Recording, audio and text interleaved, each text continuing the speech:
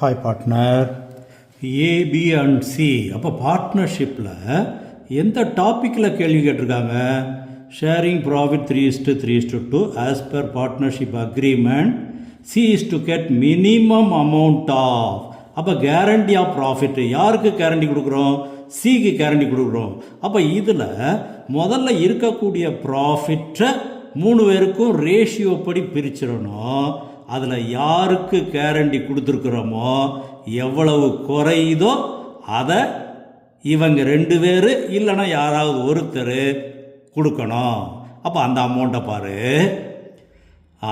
சிக்கு 8,000 guarantee as his share of profit every year.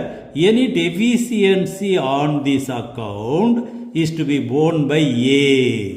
அவருக்கு குறைஞ்சுன்னா ஏ தான் கொடுக்கணுமா? அப்போ பி கொடுக்க வேண்டியல்ல. அப்போ பாரு ப்ராஃபிட் எவ்வளோ பாரு. The net profit for the year ended 31,800. அப்போ இதை முதல்ல ரேஷியோ படி பிரி. ரேஷியோ படி 3/8 3/8 2/8 பிரித்தோம்னா ஏ 11,700, பி 11,700, சி 7,800. சிக்குத்தான் கேரண்டி கொடுத்துருக்கோம் 8,000 ரூபா. அப்போ 200 ரூபா தான் இவருக்கு குறையுது.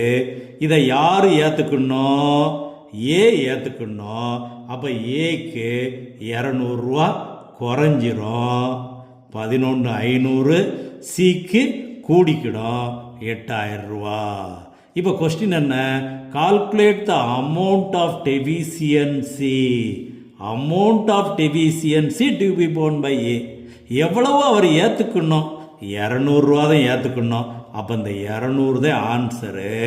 தென் B is the correct answer. இது நம்ம பேசிக் கான்செப்டில் கோல்டன் பாயிண்ட் 9ல் டிஸ்கஸ் பண்ணியிருக்கோம். பார்த்துக்கோ. Okay okay partner.